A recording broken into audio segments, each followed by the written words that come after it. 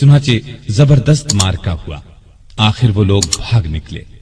اس کے بعد قبیلے کے سردار اور بہت سے دوسرے لوگ خود علی رضی اللہ عنہ کی خدمت میں حاضر ہوئے اور مسلمان ہو گئے۔ نبی صلی اللہ علیہ وسلم نے علی کو وہاں کا قاضی بھی مقرر فرمایا۔ آپ رضی اللہ عنہ چند ماہ وہاں رہے۔ اس دوران میں سیدنا علی رضی اللہ عنہ نے مقدمات کے فیصلے بھی کیے۔ ہجرت کے 10ویں سال رسول کریم صلی اللہ علیہ وسلم نے حج کیا۔ سیدنا علی بھی یمن سے آ کر اس یادگار حج میں شریک ہوئے۔ انہوں نے رسول اللہ صلی اللہ علیہ وسلم کے حکم پر قربانی کے اونٹوں کا گوشت تقسیم کیا۔ حج سے واپس آنے کے کچھ ہی عرصے بعد نبی صلی اللہ علیہ وسلم بیمار ہوئے۔ ہجرت کے 11ویں سال آپ صلی اللہ علیہ وسلم اس دنیا سے تشریف لے گئے۔ یہ صدمہ علی رضی اللہ عنہ کی زندگی کا سب سے بڑا صدمہ تھا۔ انہوں نے عباس رضی اللہ عنہ، ان کے 2 بیٹوں قسم اور فضل رضی اللہ عنہم اور ایک انصاری صحابی کے ساتھ مل کر آپ صلی اللہ علیہ وسلم کو غسل دیا۔ اس وقت انہوں نے نبی صلی اللہ علیہ وسلم کے جسم اطہر کو اپنے بدن سے لگا رکھا۔ قبر مبارک تیار ہو گئی تو سیدنا علی نے فضل بن عباس، اسامہ بن زید اور عبد الرحمن بن عوف رضی اللہ عنہم کے ساتھ مل کر نبی صلی اللہ علیہ وآلہ وسلم کو قبر میں اتارا۔ آپ صلی اللہ علیہ وسلم کے بعد مسلمانوں نے سیدنا ابو بکر صدیق رضی اللہ عنہ کو خلیفہ چن لیا۔ 6 ماہ بعد سیدہ فاطمہ رضی اللہ عنہا بھی اس دنیا سے رحلت کر گئیں۔ ابو بکر کو علی سے بہت محبت تھی، ان کی بہت عزت کرتے تھے، خلافت کے کاموں میں ان سے مشورے بھی لیتے تھے۔ علی بھی ان سے اسی طرح محبت کرتے تھے۔ مرتد ہو جانے والوں سے جنگ ہوئی تو علی نے بھی دوسرے صحابہ کے ساتھ مل کر ان کا مقابلہ کیا۔ ابو بکر رضی اللہ عنہ نے وفات پائی تو حضرت علی رضی اللہ عنہ ان کے دروازے پر آئے اور فرمایا، آپ پر اللہ کی رحمت ہو، آپ رسول اللہ صلی اللہ علیہ وسلم کے پیارے ساتھی اور مدد کرنے والے، اللہ سے سب سے زیادہ ڈرنے والے اور سب سے بڑھ کر دین کو نفع پہنچانے والے تھے۔ اس کے بعد دیر تک ان کی خوبیوں اور بھلائیوں کا ذکر کرتے رہے۔ ابو بکر کی وفات کے بعد عمر فاروق رضی اللہ عنہ خلیفہ بنے۔ انہوں نے مجلس شورا قائم کی تو اس میں علی رضی اللہ عنہ کو بھی شامل کیا۔ ان کی خلافت کا زمانہ 10.5 برس تک رہا۔ اس زمانے میں بھی آپ رضی اللہ عنہ سے باقاعدہ مشورے لیے جاتے رہے۔ عمر فاروق رضی اللہ عنہ ان کے مشوروں کو بہت اہمیت دیتے تھے۔ جن جھگڑوں کا فیصلہ دوسرے صحابہ نہیں کر پاتے تھے وہ سیدنا علی رضی اللہ عنہ کے سامنے پیش کیے جاتے تھے۔ عمر فرمایا کرتے تھے، ہم میں سے سب سے بڑے قاضی علی رضی اللہ عنہ ہیں۔ ایک مرتبہ عمر رضی اللہ عنہ نے کوئی فیصلہ دیا تو علی نے اس کے خلاف رائے دی۔ عمر نے ان کی رائے کو درست قرار دیا۔ سیدنا عمر کے دل میں علی کی نہ صرف بہت محبت تھی بلکہ وہ ان کی بہت عزت بھی کرتے تھے۔ انہیں علی پر پورا بھروسہ تھا۔ 16 ہجری میں بیت المقدس تشریف لے گئے تو سیدنا علی کو اپنا قائم مقام بنایا۔ سیدنا عمر کے زمانے میں سب سے بڑی لڑائی نہاوند کی لڑائی سمجھی جاتی ہے۔ اس موقع پر ایرانیوں کا بہت بڑا لشکر جمع ہو گیا تھا۔ سیدنا عمر نے سیدنا علی کو مسلمانوں کے لشکر کا سپہ سالار بنانا چاہا لیکن انہوں نے مدینے سے باہر جانے سے انکار کر دیا۔ پھر عمر نے خود سالار بن کر جانے کا ارادہ کیا تو سیدنا علی نے اس کا بھی مشورہ نہ دیا اور فرمایا، آپ مدینے کو ہرگز نہ چھوڑیں۔ عمر رضی اللہ عنہ کو علی کا یہ مشورہ بھی ماننا پڑا۔ سیدنا عمر نے اپنی وفات سے پہلے خلافت کے لیے 6 صحابہ کے نام تجویز کیے تھے کہ مسلمان ان 6 میں سے کسی کو خلیفہ بنا لے۔ ان میں ایک نام علی کا تھا، دوسرا نام سیدنا عثمان کا تھا، باقی 4 نام یہ تھے: سعد بن ابی وقاص، عبد الرحمن بن عوف، زبیر بن عوام اور طلحہ بن عبید اللہ رضی اللہ عنہم۔ ان چاروں نے اپنے نام واپس لے لیے تو خلافت کے لیے صرف 2 نام رہ گئے، سیدنا عثمان اور سیدنا علی۔ ان لوگوں نے آخر سیدنا عثمان کے بارے میں فیصلہ دیا۔ اس طرح مسلمانوں کے تیسرے خلیفہ سیدنا عثمان ہوئے۔ اس دوران میں بھی ان دونوں کے تعلقات بہت خوشگوار رہے۔ سیدنا عثمان کو کوئی شرعی سزا دینے کا مسئلہ پیش آتا تو سیدنا علی کے ذریعے فیصلہ کراتے۔ ہر سال حج کے لیے جاتے وقت سیدنا علی کو بھی ساتھ لے جاتے۔ علی نے ہمیشہ انہیں اچھے مشورے دیے۔ جس زمانے میں سیدنا عثمان کے خلاف سازش شروع ہوئی تو علی نے سازش کی آگ کو بجھانے کے لیے عثمان کو بہت مشورے دیے۔ مصر کے باغی مدینے پر چڑھائے تو سیدنا علی نے انہیں سمجھا بجھا کر واپس روانہ کیا۔ وہ لوگ تو سیدنا عثمان کے خون کے پیاسے تھے۔ رات کی تاریکی میں پھر لوٹ آئے۔ کوفے اور بصرے کے باغیوں نے بھی ان کا ساتھ دیا۔ انہوں نے سیدنا عثمان کے گھر کو گھیر لیا۔ اس وقت بھی سیدنا علی نے انہیں سمجھانے کی بہت کوشش کی، وہ نہ مانے تو اپنے بیٹوں سیدنا حسن اور سیدنا حسین رضی اللہ عنہما کو سیدنا عثمان کی حفاظت کے لیے ان کے دروازے پر مامور فرمایا۔ ایک مرتبہ بڑی مشکل سے سیدنا عثمان تک پانی پہنچایا۔ اس جھڑپ میں حسن زخمی ہوئے، پھر کچھ باغی دیوار پھاند کر اندر داخل ہوئے اور سیدنا عثمان کو شہید کر دیا۔ ان کی شہادت کے بعد مدینے کی حالت عجیب تھی۔ شہر پر ان باغیوں کا قبضہ تھا، ہر طرف افراتفری کا عالم تھا۔ لاکھوں مربع میل پر پھیلی ہوئی اسلامی سلطنت کا کوئی سربراہ نہیں تھا۔ ان سب کا خیال تھا کہ اس نازک وقت میں علی رضی اللہ عنہ ہی خلافت کے لائق ہیں۔ آخر سیدنا علی سے درخواست کی گئی کہ وہ خلافت کی ذمہ داری سنبھالے، لیکن انہوں نے صاف انکار کر دیا۔ ان کے انکار سے حالات اور بھی نازک ہو گئے، اس لیے کہ خلافت کی جگہ زیادہ دن تک خالی نہیں چھوڑی جا سکتی تھی۔ اب مہاجرین، انصار اور مدینے میں موجود تمام لوگوں نے سیدنا علی سے سخت اصرار کیا کہ وہ خلیفہ بننا منظور کر لیں۔ یہ درخواست کرنے والوں میں باغی بھی شامل تھے۔ آخر سیدنا علی کو ان سب کی بات ماننا پڑی اور خلافت کا بوجھ اٹھانے کے لیے تیار ہو گئے۔ چنانچہ سیدنا عثمان کی شہادت کے 3 دن یا 6 دن بعد مدینے میں موجود تمام لوگوں نے مسجد نبوی میں سیدنا علی کے ہاتھ پر بیعت کر لی۔ اس طرح وہ مسلمانوں کے چوتھے خلیفہ راشد بنے۔ وہ 4.25 سال تک خلیفہ رہے۔ اس ساری مدت وہ سخت مشکلات میں گھرے رہے۔ کوئی اور ہوتا تو شاید ہمت ہار جاتا، لیکن وہ اللہ کے بھروسے پر تمام مشکلات اور مصیبتوں کا آخری دم تک بڑے حوصلے اور پامردی کے ساتھ مقابلہ کرتے رہے۔ خلیفہ بنتے ہی سب سے پہلی مشکل یہ پیش آئی کہ عثمان کے قاتلوں کو کس طرح پکڑا جائے۔ سیدنا عثمان کی شہادت کوئی معمولی واقعہ نہیں تھی۔ جو ہی سیدنا عثمان کی شہادت کی خبر چاروں طرف پھیلی، لاکھوں مسلمان غم اور غصے سے تڑپ اٹھے۔ ہر طرف سے بس یہی آواز بلند ہونے لگی، عثمان کے خون کا بدلہ لیا جائے، ان کے قاتلوں کو پکڑ کر سخت سزا دی جائے۔ سیدنا علی رضی اللہ عنہ بھی قاتلوں کو پکڑنا چاہتے تھے، لیکن مشکل یہ تھی کہ جو لوگ سیدنا عثمان رضی اللہ عنہ کے مکان کو گھیرنے میں شریک تھے، ان کی تعداد ہزاروں میں تھی۔ ان میں سے قاتلوں کو تلاش کرنا آسان کام نہ تھا۔ کسی خاص شخص کے خلاف موقع کا کوئی گواہ موجود نہ تھا۔ سیدنا عثمان رضی اللہ عنہ کی شہادت کے وقت صرف ان کی زوجہ محترمہ نائلہ رضی اللہ عنہا ان کے پاس موجود تھیں۔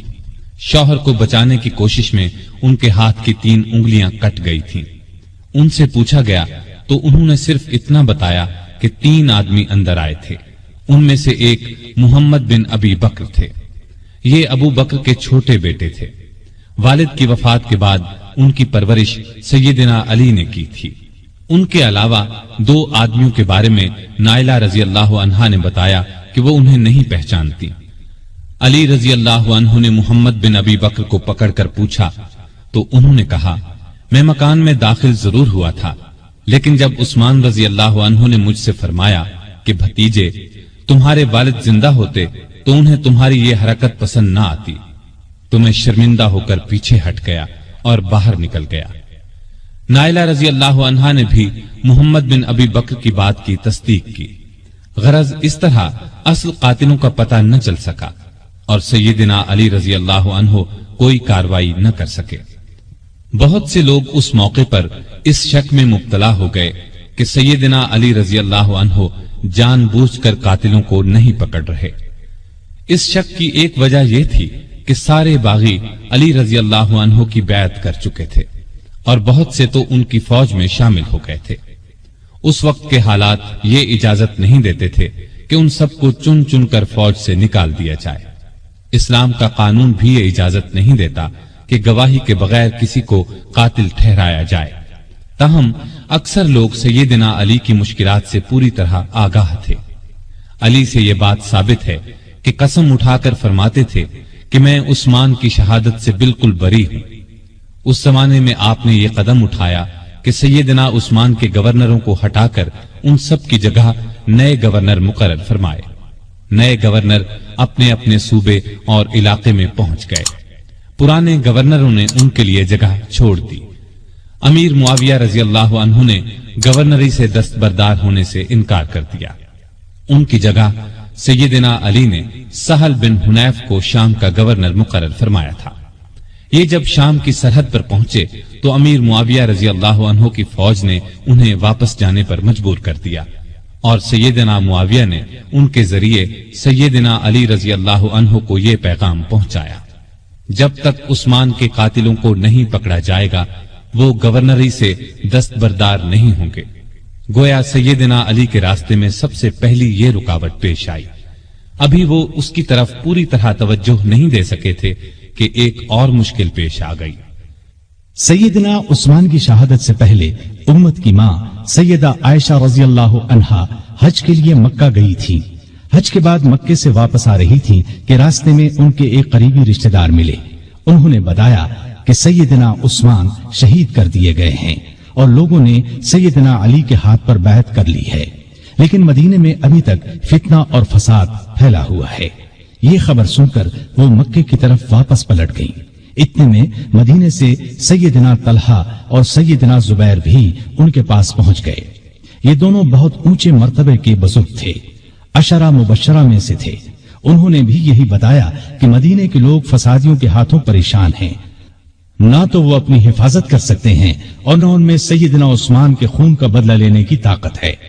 مکے کے لوگوں نے ام المومنین عائشہ رضی اللہ عنہا سے واپسی کا سبب پوچھا تو انہوں نے فرمایا: عثمان مظلوم شہید کر دیے گئے اور فتنہ دبتا ہوا نظر نہیں آتا ہے، اس لیے تم فتنے کو دور کرنے اور شہید خلیفہ کے قاتلوں سے بدلہ لینے کے لیے تیار ہو جاؤ، اسی طرح اسلام کی عزت بچائی جا سکتی ہے۔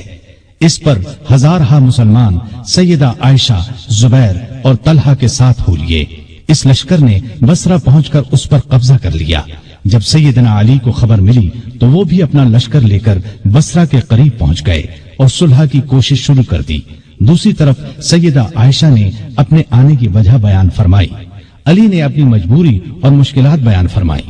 دونوں نے ایک دوسرے کی بات کو اچھی طرح سمجھ لیا اور قریب تھا کہ صلح ہو جاتی، لیکن بدقسمتی سے دونوں طرف کی فوجوں میں کچھ بدنیت منافق لوگ شامل تھے۔ انہیں اپنا فائدہ اس میں نظر آ رہا تھا کہ صلح نہ ہو، لہٰذا انہوں نے رات ہی کو جنگ چھیڑ دی۔ علی یہ سمجھے کہ عائشہ نے جنگ شروع کر دی، عائشہ یہ سمجھی کہ علی نے جنگ شروع کر دی ہے۔ اس طرح دونوں فوجوں میں جنگ شروع ہو گئی۔ دونوں فوجوں میں سخت لڑائی ہوئی۔ اس میں آخر کار سیدنا علی کو فتح ہوئی۔ فتح کے بعد علی نے ان کے بھائی محمد بن ابی بکر کو ان کا حال معلوم کرنے کے لیے بھیجا اور عام اعلان کرا دیا کہ بھاگنے والوں کا پیچھا نہ کیا جائے، لوٹ مار نہ کی جائے، زخمیوں پر گھوڑے نہ دوڑائے جائیں، جو ہتھیار پھینک دیں انہیں کوئی تکلیف نہ پہنچائی جائے۔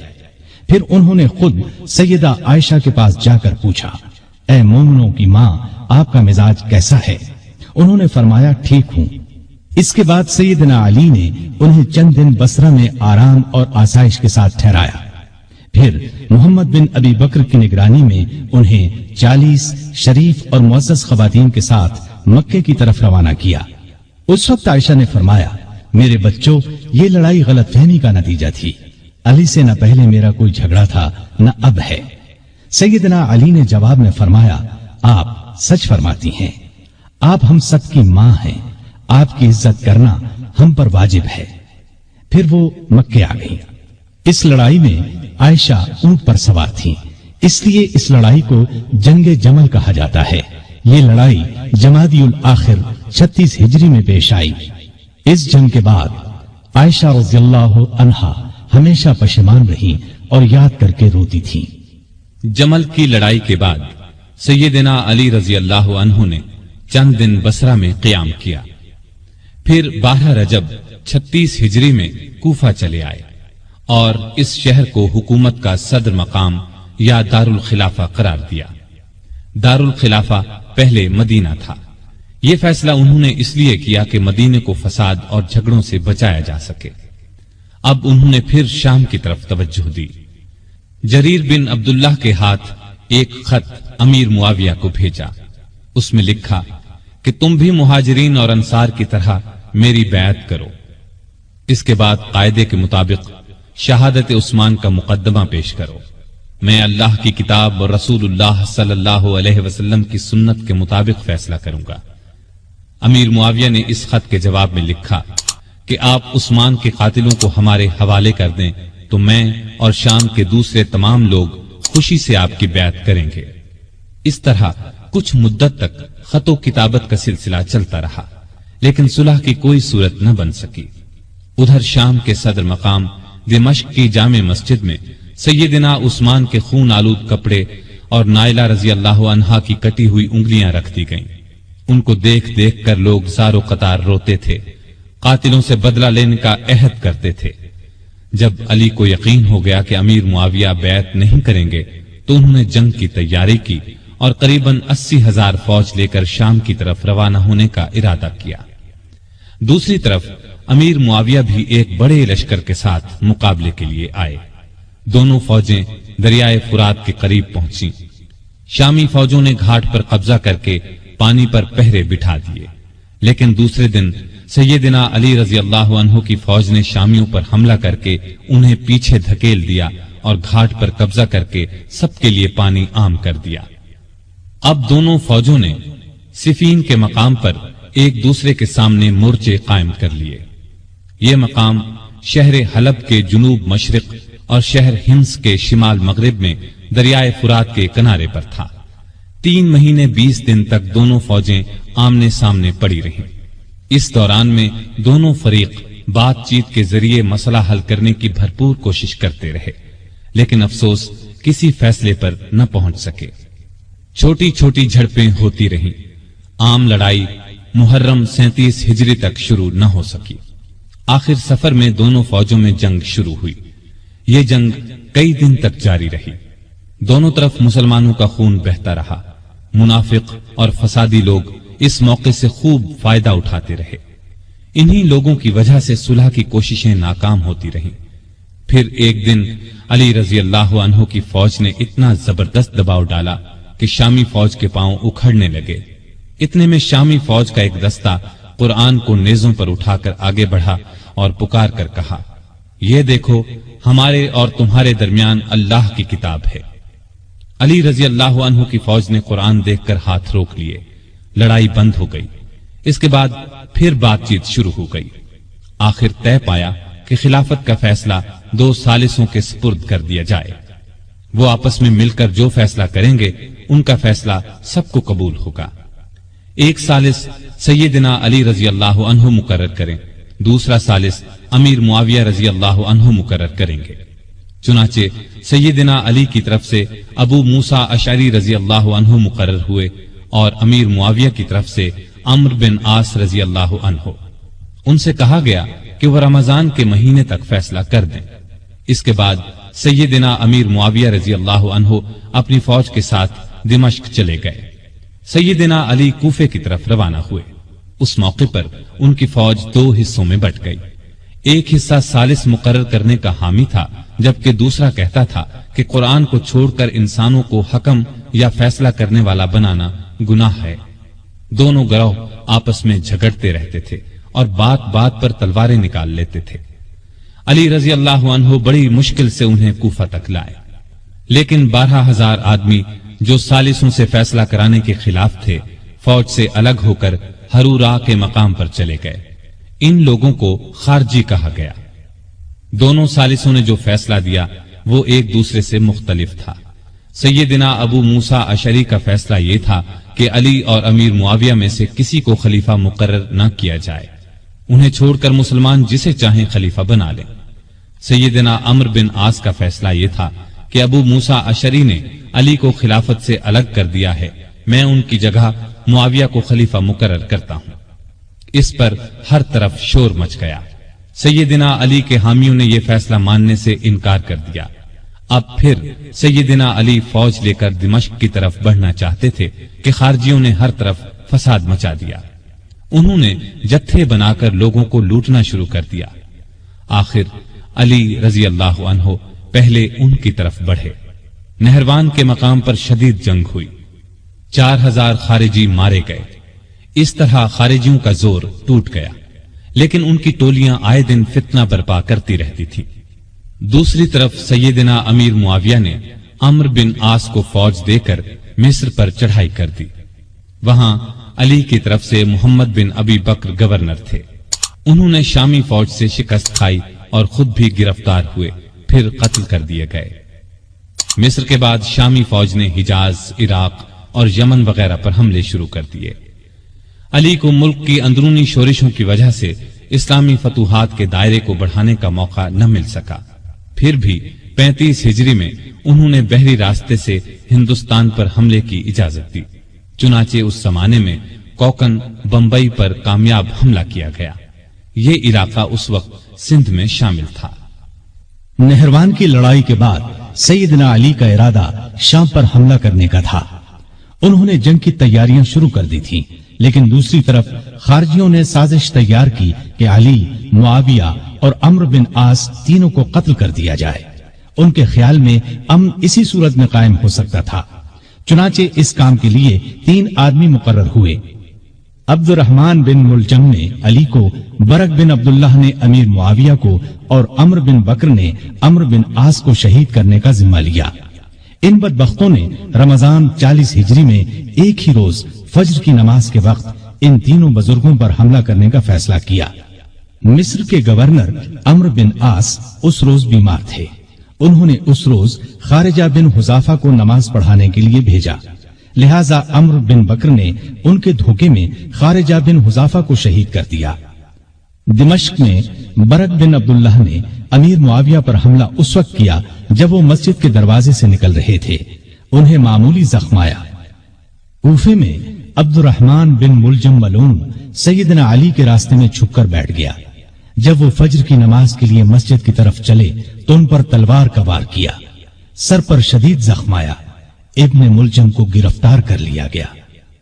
سیدنا علی نے اپنے بیٹوں حسن اور حسین کو بلا کر کچھ نصیحتیں کی اور اپنے قاتل کے بارے میں فرمایا، اسے کھانا کھلاؤ، پانی پلاؤ اور اچھی طرح رکھو۔ اگر میں اس زخم سے مر جاؤں تو اسے قتل کرنا، شریعت کا یہی حکم ہے۔ اس کے ناک اور کان وغیرہ نہ کاٹنا۔ اگر میں بچ گیا تو میری مرضی، چاہے اس سے بدلہ لوں یا معاف کر دوں۔ ابن ملجم کی تلوار زہر آلود تھی، وہ اس زخم سے شہید ہو گئے۔ انا للہ و انا الیہ راجعون۔ یہ رمضان کی 17، 18، 19، 20 یا 21 میں سے کوئی تاریخ تھی۔ ہجرت کا 40واں سال تھا اور ان کی عمر اس وقت 63 سال تھی۔ سیدنا علی کو اپنی خلافت کے زمانے میں سکون کا سانس لینا نصیب نہ ہوا، پھر بھی انہوں نے ملکی انتظامات کے سلسلے میں کوئی کسر اٹھا نہ رکھی۔ مزاج میں حد درجے سادگی تھی، اللہ کا خوف بے پناہ تھا، فقیرانہ زندگی بسر کی، گورنروں اور افسروں کی سخت نگرانی کرتے تھے۔ کسی عہدیدار کے خلاف شکایت ملتی تو اس کے خلاف کارروائی کرتے۔ آپ کو عدل و انصاف کا حد درجے خیال تھا، سب سے پورا انصاف کرتے تھے، یہاں تک کہ اپنی ذات سے بھی انصاف کرتے۔ ہر ایک کے لیے ان کا دروازہ ہر وقت کھلا رہتا تھا، بلا روک ٹوک کوئی بھی ان کے پاس آ سکتا تھا۔ رعایا پر بہت مہربان تھے، ان کی بہتری کے لیے جو ہو سکتا تھا کرتے تھے۔ بازاروں میں گشت کرتے تھے، بیت المال میں جو رقم جمع ہوتی تھی کھلے دل کے ساتھ غریبوں، مسکینوں اور دوسرے حقداروں میں تقسیم فرما دیتے۔ غیر مسلموں کے ساتھ بھی اچھا برتاؤ کرتے تھے۔ بصرے کے گورنر عثمان بن حنیف نے کسی امیر آدمی کی دعوت قبول کر لی۔ آپ کو اطلاع ملی تو اسے لکھا، اے ابن حنیف، میں نے سنا ہے کہ بصرے کے ایک دولت مند نے تمہیں بڑی شاندار دعوت دی، تم نے یہ دعوت قبول کر لی اور قسم قسم کے کھانے بڑے اطمینان اور بڑے مزے سے کھائے۔ مجھے تم سے یہ امید نہیں تھی کہ تم اس قسم کی دعوتوں میں شریک ہوا کرو گے جن میں غریبوں کو پوچھا تک نہیں جاتا۔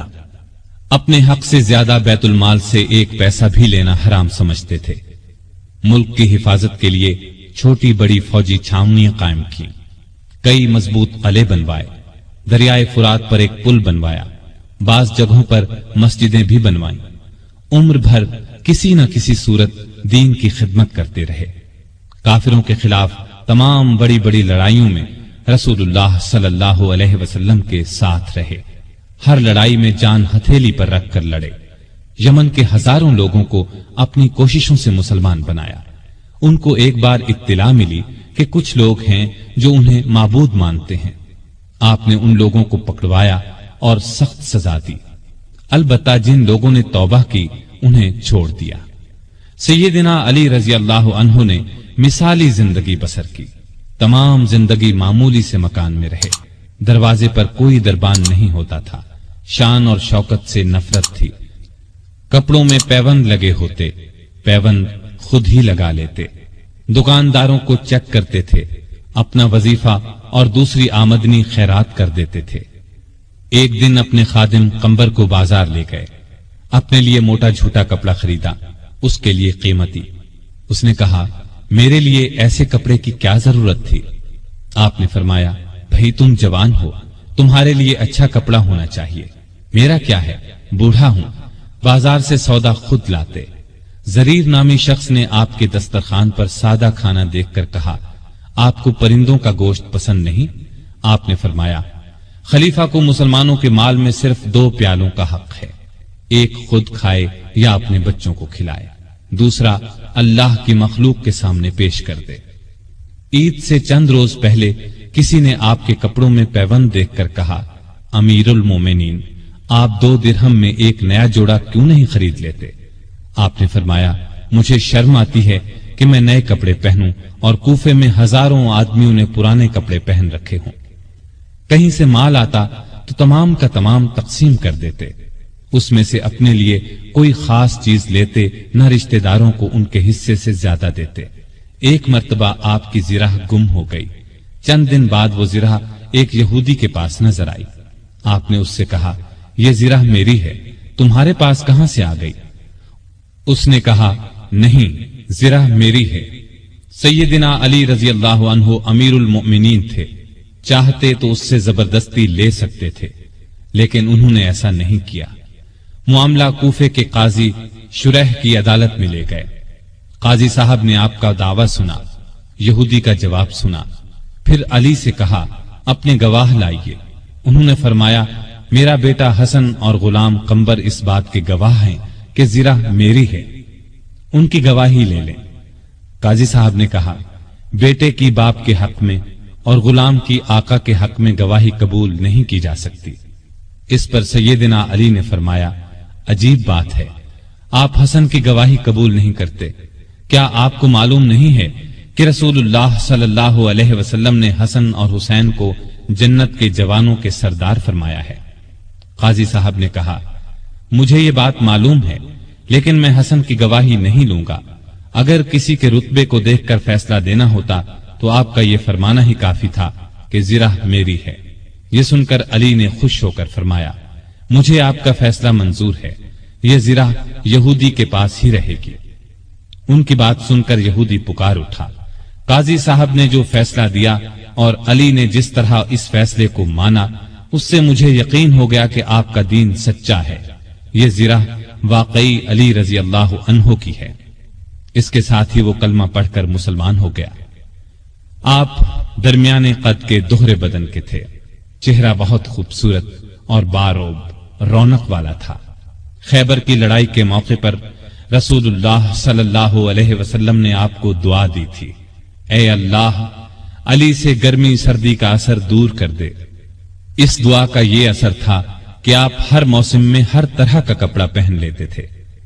जरूरत के वक्त आप मेहनत मजदूरी कर लेते थे। आप इल्म का समुंदर थे। आपकी इल्मी बातें बहुत मशहूर और हैरत अंगेज हैं। एक औरत सैयदना अली रजी अल्लाह अन्हु की खिदमत में हाजिर हुई। उसने शिकायत की कि मेरा भाई 600 दीनार छोड़कर फौत हुआ है। जब ये रकम वारिसों में तकसीम की गई तो मुझे सिर्फ 1 दीनार दिया गया कि तुम्हारे हिस्से में 1 ही दीनार आता है। आप रजी अल्लाह अन्हु ने उसकी शिकायत पर गौर किया, फिर बोले, शायद तुम्हारे भाई ने 1 बीवी, 2 लड़कियां, 1 मां, 1 बहन اور 12 بیٹے چھوڑے ہیں۔ عورت نے حیران ہو کر کہا، آپ کا اندازہ بالکل درست ہے۔ اس پر سیدنا علی رضی اللہ عنہ نے فرمایا، تب تمہارے حصے میں ایک ہی دینار آتا ہے۔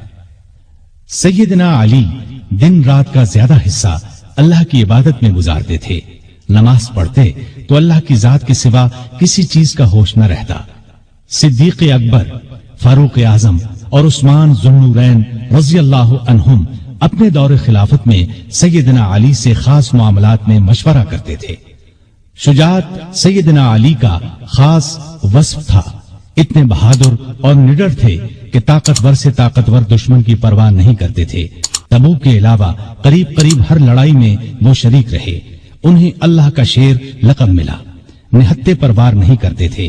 ایک لڑائی میں اپنے دشمن کو گرا لیا، اسے قتل کرنے لگے تو اس نے ان کے منہ پر تھوک دیا، وہ فوراً اس کے سینے سے اتر آئے، اس کی جان بخش دی۔ کسی نے پوچھا، آپ نے اسے کیوں چھوڑ دیا؟ فرمایا، میں تو اس سے اللہ کے لیے لڑ رہا تھا، اس نے جو حرکت کی تو اس پر مجھے غصہ آ گیا، اب میں اسے قتل کرتا تو گویا اس قتل میں میرا غصہ بھی شامل ہوتا، اس کا مطلب یہ ہوتا کہ میں نے اسے اپنی ذات کے لیے قتل کیا ہے۔ سیدنا علی کی بہادری کے واقعات ہمیشہ تابندہ رہیں گے۔ ان کو رسول اللہ صلی اللہ علیہ وسلم سے بہت محبت تھی۔ رسول اللہ کو بھی سیدنا علی اور آپ کی اولاد سے بہت محبت تھی۔ سیدنا حسن اور حسین کو رسول کریم صلی اللہ علیہ وسلم اپنے کندھوں پر اٹھاتے اور فرمایا کرتے تھے، اے اللہ، میں ان دونوں سے محبت کرتا ہوں، جو ان سے محبت کرے تو بھی اس سے محبت کر، اور جو ان سے بغض رکھے تو بھی انہیں مبغوض رکھ۔ سیدہ فاطمہ سے سیدنا علی کے ہاں 3 بیٹے اور 2 بیٹیاں ہوئیں۔ ان کے نام یہ ہیں حسن، حسین، محسن، زینب اور ام کلثوم۔ محسن بچپن میں فوت ہوئے۔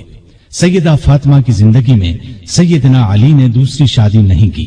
ان کی وفات کے بعد کئی شادیاں کی، جن سے 11 لڑکے اور 15 لڑکیاں ہوئیں۔ اس طرح ان کے کل 14 لڑکے اور 17 لڑکیاں ہوئیں۔ آپ کے چند حکیمانہ اقوال یہ ہیں، غریب وہ ہے جس کا کوئی دوست نہ ہو، گناہوں پر شرمندہ ہونا ان کو مٹا دیتا ہے، اور نیکیوں پر مغرور ہونا ان کو برباد کر دیتا ہے۔ علم مال سے بہتر ہے، اس لیے کہ علم تمہاری حفاظت کرتا ہے، جبکہ مال کی حفاظت تمہیں کرنا پڑتی ہے۔ جو چیز نہ آتی ہو اس کے سیکھنے میں شرم نہ کرو۔ کسی سوال کا جواب نہ آتا ہو تو یہ کہنے میں نہ شرماؤ کہ میں نہیں جانتا۔ سخاوت وہ ہے جو مانگنے سے پہلے ہو۔ معاف کر دینا بہت اچھا انتقام ہے۔ مصیبت میں گھبرانا سب سے بڑی مصیبت ہے۔ لالچ سے کچھ روزی بڑھ نہیں جاتی، لیکن انسان کی قدر گھٹ جاتی ہے۔ بات کہنے والے کو نہ دیکھو، بلکہ بات کو دیکھو۔ نیکی کی کوئی قدر کرے نہ کرے، تم نیکی کیے جاؤ۔